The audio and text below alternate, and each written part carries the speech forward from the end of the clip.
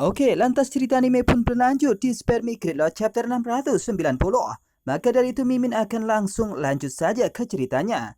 Sebelumnya Shin diperlihatkan bahwasanya Lusu tengah kabur dari sergapan Yufuyao saat mereka sedang mandi air hangat. Dan kali ini Shin diperlihatkan bahwasanya Lusu akan kembali ke kamar bersama dengan Wen Zaifu yang saat ini tengah asik-asik menonton sesuatu yang menurut Lusu adalah sesuatu yang aneh. Kali ini di penginapan yang saat ini tengah ada Lusu dan juga Yufuyao bersama Wen Zaifu dan juga Sakura Eiko. Lusu pun kemudian kembali ke kamarnya dan saat ini tengah melihat Wen Zaifu telah melakukan hal aneh di dalam kamar. Ya, kali ini Wen Zaifu tengah menonton perempuan-perempuan cantik yang lagi berjoget di dalam televisi. Dan di sini nampaknya Wen Zaifu pun santai-santai. Lusu pun kaget melihat adegan yang telah dilakukan oleh Wen Zaifu. Kenapa Wen Zaifu kali ini terlihat sangat aneh dan Lusu pun bingung ketika dia mengetahui bahwasanya dia adalah kaisar surga. Bagaimana mungkin dia pergi ke tanah leluhur hanya untuk melihat televisi yang isinya perempuan-perempuan yang sangat cantik yang saat ini tengah berjoget. Apakah itu sangat aneh dan Lusu pun bingung melihat Wen Zaifu yang saat itu tengah menonton televisi. Seketika itu Lusu pun berpandangan aneh. Apakah mungkin Wen Zaifu ini sangat kesepian? Atau Wen Zaifu ini tidak memiliki selir saat dia menjadi kaisar surga? Lusu pun menatapnya dengan tatapan aneh dan kali ini menyimpulkan bahwasanya Wen Zaifu sebenarnya dia pecinta wanita, tapi mungkin disembunyikan oleh dirinya. Lusu pun menatap dirinya dan saat ini seolah-olah Wen Zaifu pun panik. Kenapa Lusu tiba-tiba sudah datang di kamarnya dan mengetahui Wen Zaifu yang saat ini tengah menonton perempuan-perempuan cantik yang saat ini tengah berjoget. Wen Zaifu pun bingung dan panik. Ia pun menoleh ke arah Lusu dan berkata kepada dirinya, kenapa Lusu sudah kembali ke kamarnya? Wen Zaifu pun kemudian sontak kaget dan tercengang ketika Lusu sudah kembali, padahal baru beberapa menit dia kemudian menonton televisi. Wen Zaifu pun kaget dan berkata kepada Lusu, hei dengan baik, bukankah aku baru saja menonton TV? Sebentar, saat kamu pergi, apa yang kamu lakukan menatapku seperti itu? Ucap dari Wen Zaifu mengatakan itu kepada Lusu. Tapi di sini Lusu pun curiga dan tidak mengatakan sepatah kata pun kepada Wen Zaifu beberapa menit.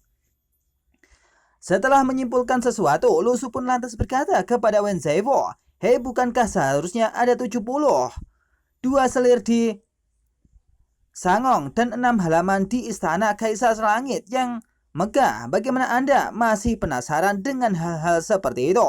Ucap Lusu yang saat ini tengah kaget, padahal di Luzo dia pasti ditemani oleh selir-selir atau istri-istri yang cantik yang selalu menemaninya. Tapi kenapa di sini Wen Zaifu kelihatannya sangat aneh dan kelihatannya sangat penasaran dengan wanita-wanita cantik yang saat ini tengah berjoget di dalam televisi? Sontak setelah mendengarkan perkataan Lusu, di sini Wen Zaifu pun tercengang. Ia pun menyimpulkan sesuatu dan berkata kepada Lusu, hei apa yang Anda tahu? Dalam hidupnya, Kaisar Langit paling terganggu dengan intrik di istana. Jadi dia selalu menjaga kebersihan dirinya. Ucap dari Wen Zaifu yang saat ini, ia sibuk berlatih dan tidak pernah berdekatan dengan perempuan. Jadi hal yang wajar ketika dia berada di sini untuk menonton TV dan melihat perempuan-perempuan cantik. Ucap dari Wen Zaifu mengatakan kepada Lusu bahwasanya Lusu tidak mengerti apa yang tengah ada di dalam tubuh Wen Zaifu atau yang saat ini atau selama ini dilakukan oleh Wen Zaifu. Dengan nada sok bingung dan saat ini dia berkata kepada Lusu, hei lalu ada efek dari kejadian di masa lalu itu. Ucap dari Wen Zaifu itu mengatakan kepada Lusu. Lusu pun bingung bagaimana mungkin di sini Wen Zaifu yang berada di peringkat atas sebagai kaisar surga tidak memiliki selir sama sekali dan dia mengatakan dia hanya berfokus pada titik tertentu. Tak lama setelah itu di sini Wen Zaifu lantas menceritakan sesuatu bahwasanya dia tidak pernah menyentuh perempuan sama sekali dan menjaga dirinya selama ini. Itu terjadi ribuan tahun yang lalu ketika rajaku menghancurkan kerajaan terakhir Luzo. Ucap dari Wen Zaifu menceritakan. Kali ini Wen Zaifu telah flashback ke istana di Luzo. Ada istana yang kemudian dipimpin oleh raja-raja dan dihancurkan oleh Raja Dewa Tua. Pada saat itu ada pertempuran yang sangat luar biasa dan raja-raja itu dihancurkan oleh Raja Dewa Tua. Dan Wen Zaifu mengikuti raja itu dimanapun berada. Kali ini Wen Zaifu menceritakan bahwasanya akibat kegaduhan itu banyak orang-orang yang kemudian mati dan mereka pun bingung karena selir-selir itu juga mati akibat ulah mereka karena dia tidak mempertahankan kekuatan dirinya atau berlatih kultivasi. Wen Zaifu pun berkata kepada Lu Su, negara itu boleh dikatakan kuat tetapi di dalamnya sedang bergolak. Raja mereka tidak ingin berlatih tetapi menuruti ajaran sesat.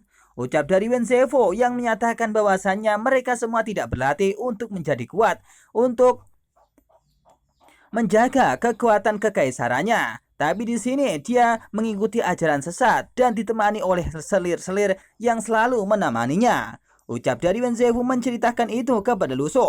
Lu Su sontak pun bingung dengan apa yang diceritakan oleh Wen Zaifu. Padahal di sini Lu Su pun hanya ingin mengatakan bahwasanya Wen Zaifu sebenarnya tidak kuat jika disandingkan dengan perempuan yang sangat cantik. Wen Zaifu kemudian menghela nafas dan menceritakan kembali bagaimana sejarah Lu Su tersebut. Kali ini Wen Zaifu menceritakan bahwasanya ia hanya berfokus pada kultivasi atau pelatihannya untuk menjadi kuat hingga saat ini.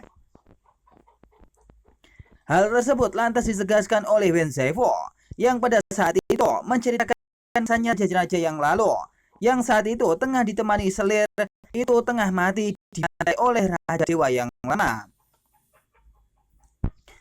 Karena mereka hanya berfokus pada selir-selir dan tidak meningkatkan basis kultivasi mereka. Hingga pada akhirnya kerajaan-kerajaan tersebut dihancurkan, bahkan dipisahkan, dan akan menjadi sesuatu yang sangat mendalam. Pada saat itu, seorang raja pun kemudian membawa buku sambil berdampingan dengan para selir. Buku itu adalah buku basis kultivasi dan kultivasi ganda. Tak lama setelah itu Wen Zaifu lantas menceritakan kembali apa yang dikatakan dirinya kepada Lu Su. Saya ada di sini atau saya ada di sana berpikir orang seperti ini terlalu menyedihkan dan bertekad untuk tidak pernah bersamanya. Ucap dari Wen Zaifu mengatakan itu kepada Lu Su bahwasanya ia akan terus berlatih kultivasi dan tidak berdekatan dengan selir manapun. Sontak Lu Su pun tercengang dan berpikir sesuatu terkait dengan apa yang dikatakan Wen Zaifu. Ini adalah pertama kalinya saya berhubungan dengan masa lalu Lu Su dari tempat selain buku. Ucap Lu Su yang saat ini mencairkan apa yang dikatakan oleh Wen Zaifu tersebut.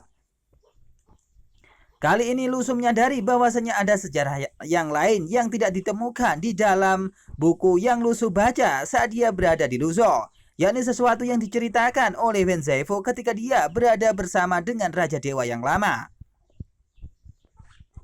Lu Su pun lantas berkata dalam hatinya, menurut buku itu, Lu Su awalnya memiliki banyak kerajaan tetapi mereka dihancurkan satu persatu oleh Raja Dewa Tua.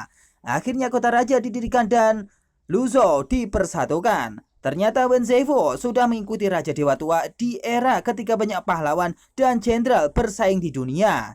Ucap Lu Su mengatakan itu yang saat ini tengah menatap Wen Zaifu, yang menyimpulkan bahwasanya Wen Zaifu tengah lama bersama Raja Dewa yang lama atau Raja Dewa Tua yang lama. Dan pada saat itu ia mengatakan bahwasanya dan menyimpulkan bahwasanya Raja Dewa yang lama itu sudah menyatukan apa yang telah terjadi di istana itu. Tapi Lu Su pun bingung bagaimana mungkin dia mempertahankan vitalitas dirinya. Lantas Lu Su pun mengajak Wen Zaifu dengan berkata, jadi itu berarti Anda telah bersih selama ribuan tahun. Hei saudaraku, sejujurnya kamu tidak bisa. Ucap dari Lu Su yang saat ini tengah meledek bahwasanya Wen Zaifu tidak akan pernah bisa melakukan hal seperti itu, atau lebih tepatnya mempertahankan vitalitas dirinya. Ucap dari Lu Su yang saat itu mengajak Wen Zaifu. Wen Zaifu pun bingung dan saat ini tengah marah kepada Lu Su. Bagaimana mungkin Lu Su berkata seperti itu kepada dirinya? Sontak di sini Wen Zaifu pun menjerit dan seolah ingin menggampol Lu Su. Lantas ia pun berkata kepada Luso, "Hei, siapa yang Anda katakan tidak bisa melakukannya? Hei, bisakah kamu berbicara?" Ucap dari Wenzefu itu berteriak kepada Luso bahwasanya dia pasti bisa untuk menjaga vitalitas dirinya. Luso pun terus meledek Wenzefu. "Hei, tapi reaksimu agak defensif." Ucap dari Luso itu mengatakan bahwasanya perilaku dari Wenzefu itu defensif atau mengelak dari perkataan dirinya. Wenzefu pun terus marah dan berkata lagi kepada Luso, "Hei, Anda tahu, hei, saya yang dibudidayakan adalah kuantitas dan yang paling terjamin, yaitu kekuatan kultivasi tidak akan hilang. Hei, bagaimana orang sepertimu bisa memahami duniaku?" Ucap dari Wenzefu mengatakan dengan tegas bahwasanya saat itu dia tidak pernah bersama dengan selir manapun dan terus meningkatkan basis kultivasi dan kekuatan dirinya. Lantas emosi negatif pun muncul dari Wenzefu plus 748. Tapi memang kali ini Luso terus meledek Wenzefu sehingga Wenzefu itu terpojok dan seolah-olah Wenzefu pun bersalah bahwasanya dia tidak akan pernah mempertahankan vitalitas dirinya tidak bersama dengan perempuan. Tak lama setelah itu, nampaknya di sini kita diarahkan flashback bahwasanya Wenzefu yang saat itu tengah bersama keluarganya. Sejak kecil Wenzefu itu bersama keluarganya, tapi di sini Wenzefu kecil itu menangis lantaran keluarganya semuanya telah meninggal karena dibantai oleh seseorang. Pada saat itu, ketika dia masih kecil, Wenzefu tengah bersama dengan ayahnya yang saat itu tengah dibantai. "Ayah saya mengajari saya saat itu untuk tidak bingung dengan benda asing di jalan kultivasi, tetapi berpegang pada hati yang asli tanpa kehilangan yunyang atau basis kultivasi. Cepat atau lambat dunia tidak akan terkalahkan." Itu ucap dari sang ayah kepada dirinya bahwasanya Wenzefu harus meningkatkan basis kultivasi dan kekuatan dirinya agar dia mampu untuk meningkatkan kekuatannya dan mempertahankan Luso dan meningkatkan atau mempertahankan Luso itu.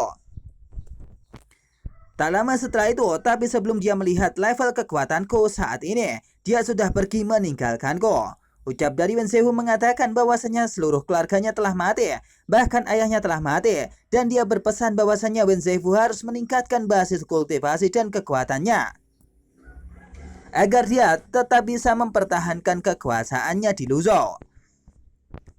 Setelah menceritakan hal tersebut, nampaknya Luso pun tidak terima jika dia menceritakan sesuatu tentang keluarganya yang saat itu tengah meninggal dunia secara misterius atau keseluruhan. Luso pun menyela perkataan dari Wenzefu dan ceritanya. Lantas ia pun berkata kepada Wenzefu, "Hei, bukannya kamu akan menunggu? Aku tidak punya maksud yang lain. Aku hanya ingin bertanya kepada dirimu soal vitalitas. Bukannya aku tidak mau mendengarkan perkataan atau sebab keluargamu telah meninggal. Tapi di sini sejujurnya aku ingin bertanya sesuatu kepadamu." Dan di sini Luso akan memojokkan Wenzefu kembali dengan pertanyaan yang sangat menyakitkan. "Hei, apakah kamu terus meningkatkan basis kultivasi yang masih hidup saat ayahmu meninggal? Atau apakah kamu miliknya?" Ucap dari Luso mengatakan,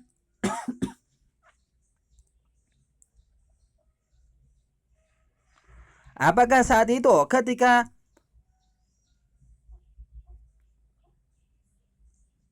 Wenzefu masih hidup dan dia terlahir dari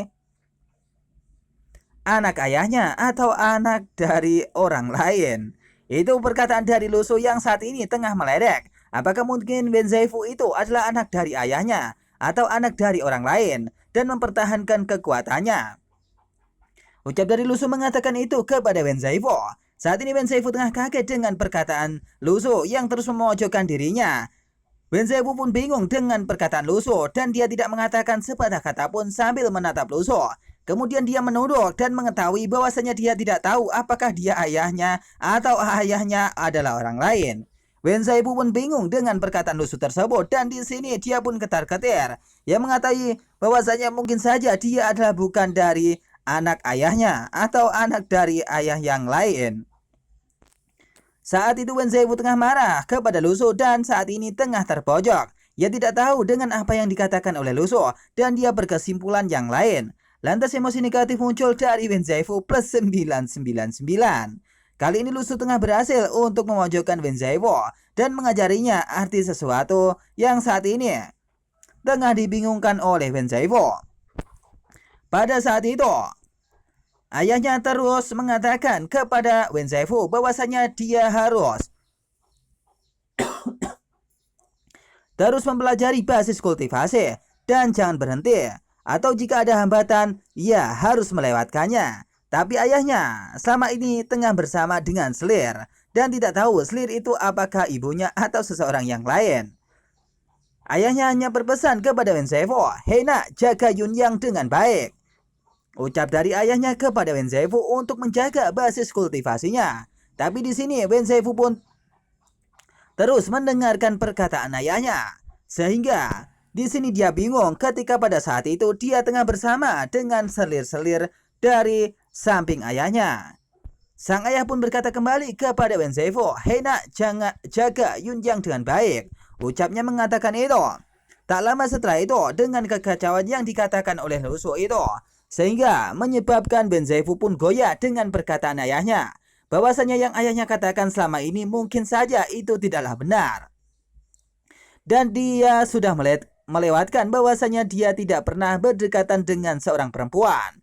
Saat ini Wen Zaifu tengah marah dan kemudian merobek apa yang dikatakan oleh ayahnya. Kini Wen Zaifu tengah menunduk dan bingung dengan perkataan Lu Su tersebut. Lu Su pun tidak mengatakan sepatah kata pun kepada Wen Zaifu. Kali ini Lu Su hanya terdiam dan menatap Wen Zaifu yang kelihatannya cukup aneh. Dengan bingung dan kaget, di sini Wen Zaifu lantas tidak memiliki perkataan yang lain. Ia pun berkata kepada Lu Su, "Hei ayah, mengapa Anda tidak pernah memberitahu saya kapan Yun Yang di show ini akan tinggi? Atau sampai kapan aku akan mempertahankan basis kultivasi dengan tidak bersama seorang perempuan sama sekali?" Ucapnya mengatakan itu. Ia pun bingung dengan perkataan sang ayah. Selama ini hanya dia yang meningkatkan kekuatan basis kultivasinya, hingga dia mengabaikan perempuan-perempuan yang ada di Lu Su. Lu Su pun memikirkan sesuatu yang aneh di dalam tubuh Wen Zaifu yang saat ini tengah terus berlatih dan berlatih. Jadi orang ini saya benar-benar tidak memikirkannya selama ini, dan saya telah fokus untuk berlatih dan menjaga kekuatan kultivasi. Alhasil menjadi berkah terselubung untuk meraih prestasi hari ini.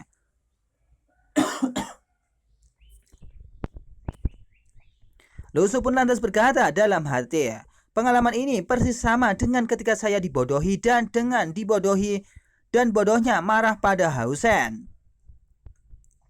Ucap dari Lu Su yang saat itu tengah bingung.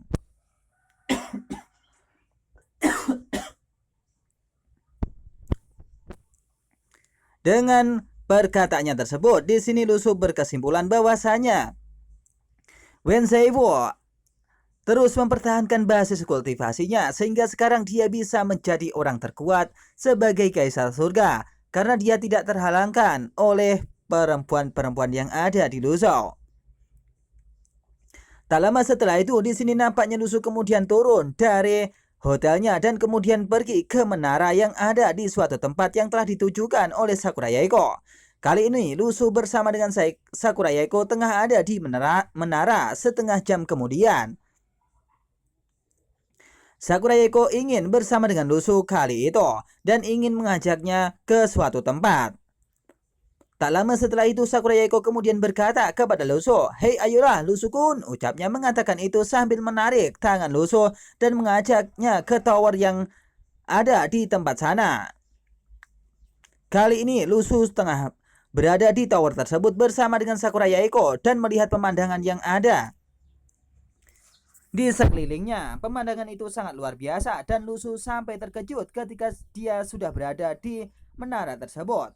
Lu Su pun berkata, "Nah inilah," ucapnya yang saat itu tengah kagum dengan pemandangan yang ada di situ. Lu Su pun mengetahui bahwasanya setelah ia berbicara dengan Wen Zaifu kemudian pergi meninggalkan dirinya tanpa memberikan perkataan sepatah kata pun. Lusu pun juga tahu bahwasanya Yu Fuyao tengah pergi meninggalkan dirinya dan juga Sakurayeko. Dan kali ini Sakurayeko mengajak Lusu untuk pergi ke tower. Lusu pun lantas berkata dalam hatinya bahwasanya mungkin Wenzefu kali ini tengah pergi meninggalkan dirinya untuk menemukan sesuatu. Lantas Sakurayeko pun berkata, saya mendengar bahwa menara TV Sapporo dapat melompat ke bawah untuk melihat pemandangan malam seluruh kota. Ucap dari Sakurayeko yang saat ini menjelaskan bahwasannya ketika dia berada di menara TV Sapporo, dia akan bisa melihat pemandangan yang ada di sekitarnya, bahwasanya pemandangan itu sangat bagus. Ucap dari Sakurayeko menjelaskan itu kepada Lusu. Lusu pun menyadari bahwasanya memang pemandangan di atas Sapporo ini sangatlah menarik. Bahkan pemandangan itu cukup menakjubkan bagi Lusu. Lantas Sakurayeko pun menceritakan kembali, ini adalah tempat wisata yang tidak boleh dilewatkan oleh wisatawan saat berkunjung ke Sapporo. Hei, lihatlah pemandangan itu cukup menarik. Ucap dari Sakurayeko menjelaskan kepada Lusu bahwasanya pemandangan di sini sangatlah menarik. Lusu pun mengiyakan dengan perkataan Sakurayeko tersebut. Hei, memang benar pemandangan yang ada di sini cukuplah indah. Ucap Lusu mengatakan itu kepada Sakurayeko. Kali ini malam pun telah larut dan Lusu bersama dengan Sakurayeko menikmati malam itu.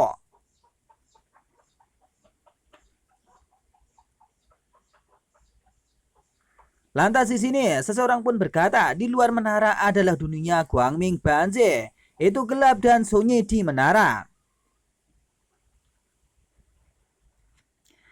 Memang benar, di dalam menara itu kelihatannya sunyi dan juga gelap. Tapi di sini nampaknya seseorang telah menyiapkan sesuatu untuk memberikan ekspresi yang membahagiakan kepada mereka berdua. Lantas Sakurayeko pun berkata kepada Lusu, ini seperti seluruh dunia telah tenang, hanya aku dan kau yang tersisa di sini. Ucap Sakurayeko yang saat ini tengah menjelaskan kepada Lusu ketika dia berada di menara tersebut. Maka suasananya akan sunyi dan dia berkata bahwasanya di sini hanya dia dan juga Lusu saja yang bisa melihat pemandangan itu. Lantas Lusu pun berkata kepada Sakurayeko, hei, tidak hanya, apakah hanya kita berdua yang tersisa? Wenzefu dan Yu Fuyao tidak tahu harus kemana, benar-benar tidak terhitung. Atau benar-benar tidak beruntung bersama dengan kita. Ucap dari Lusu mengatakan itu kepada Sakurayeko. Ia menyatakan bahwasanya Wenzefu dan Yu Fuyao tengah pergi dan tidak bisa menikmati malam yang indah di Sapporo bersama dengan mereka semua. Tapi itu menurut Sakurayeko adalah merupakan hal yang bagus karena dia telah ditinggalkan oleh dua kaisar surga sekaligus. Lantas Sakurayeko pun berkata kepada Lusu, hei, tinggalkan mereka sendiri, Lusu-kun, katamu. Ucapnya mengatakan itu kepada Lusu. Nampaknya di sini adalah momen di mana Sakurayeko yang saat ini tengah senang bersama dengan Lusu. Ia senang jika harus bertemu dengan Lusu setiap hari. Lantas Sakurayeko pun berkata kepada Lusu, pada saat ini betapa indahnya jika ada kembang api. Ucap dari Sakurayeko mengatakan itu. Ia pun berangan jika saja di sini ada kembang api, mungkin saja dia akan merasa bahagia bersama dengan Lusu menengok kembang api tersebut. Tapi tak lama setelah itu nampaknya di sini ada seseorang yang kemudian menyalakan kembang api. Busdar, busdar, dar, dar. Malam pun menyala terang dan di sini di Sapporo, Sakurayeko dan juga Lusu kelihatannya menikmati pemandangan dari kembang api tersebut. Sontak di sini Sakurayeko pun sedikit kaget dengan kembang api yang ada di sana. Ia pun menatap kembang api tersebut bersama dengan Lusu yang saat ini tengah meledak-ledak di atas langit. Cus, dar, dar, dar. Akhirnya malam pun telah tiba dan kembang api telah menyala-nyala di sana sesuai dengan perkataan Sakurayeko yang saat ini tengah bersama dengan Lusu. Pemandangan ini adalah pemandangan yang menarik ketika Lusu bersama dengan Sakurayeko menikmati malam itu dengan kembang api. Sakurayeko lantas menatap ke atas langit dan berkata kepada Lusu, inilah kebetulan. Ucapnya mengatakan itu kepada Lusu. Nampaknya di sini Sakurayeko sangat senang ketika dia berada di Sapporo bersama dengan Lusu dan melihat kembang api yang telah menyala dengan cukup terang.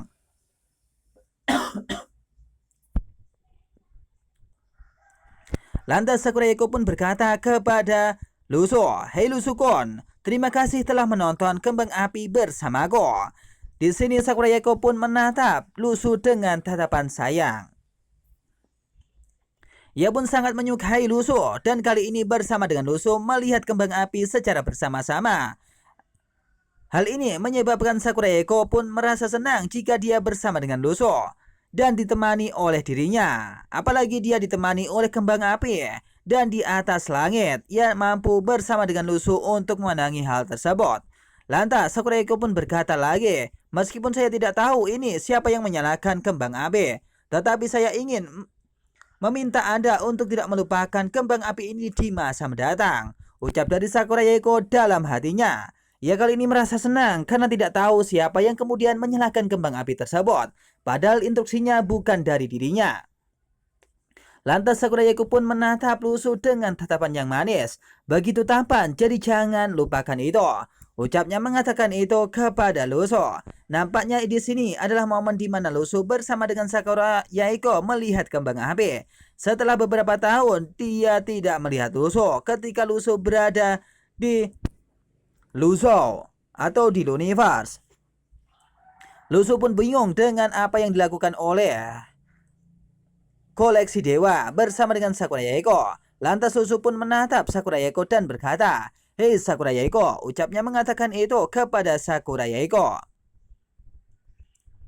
Lu Su pun berpikir, di sini mungkin koleksi dewa telah mempersiapkan semuanya. Jadi kembang api itu telah menyala-nyala di atas langit dengan seketika. Pus, dar, dar, dar, dar. Dar, jangan lupa untuk bersamamu. Lihat aku menonton kembang api. Ucapnya mengatakan itu. Nampaknya mereka berdua pun berhasil menciptakan momen di mana mereka berada di atas Sapporo dan kemudian melihat kembang api secara bersama-sama. Hal tersebut membuat Sakurayeko pun sangat senang dengan pujaan hatinya yang saat ini tengah ada di depan dirinya. Sampai-sampai Sakurayeko pun meneteskan air mata ketika dia bersama dengan Lu Su melihat kembang api itu. Dar, dar, dar, dar. Malam di Sapporo merasa sangatlah menyenangkan karena dia bisa melihat situasi dan kondisi di bawah sana yang sangat bagus. Tapi di sini Motegi dengan koleksi dewa telah mempersiapkan semuanya dan dia telah merencanakan bahwasanya kembang api itu memang pantas diberikan kepada nona muda atau Sakurayeko. Motegi sudah mempersiapkan semuanya dan menyuruh koleksi dewa untuk mempersiapkan kembang api tersebut. Tak lama setelah menyalakan kembang api tersebut, lantas Motegi pun sebenarnya iri dengan Sakurayeko yang saat ini tengah bersama dengan Lu Su. Ia pun iri karena masa mudanya mungkin berbeda dengan Sakurayeko. Dan di sini seseorang pun berkata kepada Motegi, "Apa yang kemudian harus kita lakukan setelah ini?" Ucapnya kepada Motegi. Lantas Motegi pun menyuruh semua orang untuk pergi setelah menyalakan kembang api. Scene di tempat lain, di sini diperlihatkan bahwasanya Wenzefu dan juga Yu Fuyao tengah bercengkrama. Seseorang pun berkata, ternyata orang-orang dari Senji menyiapkan semua ini. Seseorang yang lain pun menjawab, untuk meninggalkan kenangan dan Little Sister Sakurayeko, mereka benar-benar bersusah payah. Ucap mereka berdua yang saat ini tengah mengobrol satu dengan yang lainnya, yakni Wenzefu dan juga Yu Fuyao di atas menara Sapporo yang lebih tinggi di atas Lu Su. Ternyata di sini Wenzefu kemudian keluar bersama dengan Yu Fuyao dan dia saat ini tengah ngobrol bersama sebagai saudara. Lantas Yu Fuyao pun berkata kepada Wenzefu, "Hei, luangkan waktu untuk menikmati semua keindahan ini." Ucapnya mengatakan itu kepada Wenzefu. Wenzefu pun tidak mengatakan sepatah kata pun. Dia pun hanya memandangi kembang api yang telah dinyalakan oleh Motegi. Selang beberapa saat kemudian, di sini Wenzefu pun merenung dan berkata kepada Yu Fuyao, "Hei, apa sebenarnya yang ingin kamu lakukan? Dan sejauh mana ingin kamu capai, saudari?" Ucapnya mengatakan itu kepada saudaranya. Nampaknya di sini Wenzefu ingin mengetahui apa yang direncanakan oleh Yu Fuyao hingga dia bisa ke tanah leluhur. Bahkan dia bisa bertemu dengan Wen Zaifu kali ini. Setelah mendengarkan perkataan dari Wen Zaifu, lantas Yu Fuyao pun menjelaskan sesuatu. Judul yang sudah lama ada, tetapi Anda adalah putra tertua dan saya adalah putri seorang budak. Di sini Yu Fuyao menjelaskan bahwasanya Wen Zaifu itu adalah keturunan resmi dan Yu Fuyao adalah keturunan dari seorang budak. Meskipun dia adalah saudara, tapi saudara yang kurang dekat, dikatakan oleh Yu Fuyao itu kepada Wen Zaifu. Lantas Yu Fuyao pun menceritakan kembali kepada Wen Zaifu. Bahkan jika Anda memanggil saya sebagai saudara perempuan, kami masih berbeda. Ucap dari Yu Fuyao menjelaskan itu bahwasanya meskipun mereka saudara, tapi di sini mereka pun sangatlah berbeda. Misalnya kamu bisa dibawa pergi oleh saat itu, tapi aku harus merangkak keluar dari rentuhan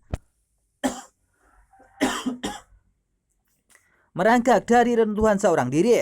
Misalnya Anda dapat dengan mudah memenangkan hatinya, tetapi saya telah bersamanya selama bertahun-tahun. Tetapi bahkan memintanya untuk melihat saya lebih banyak adalah keinginan yang berlebihan.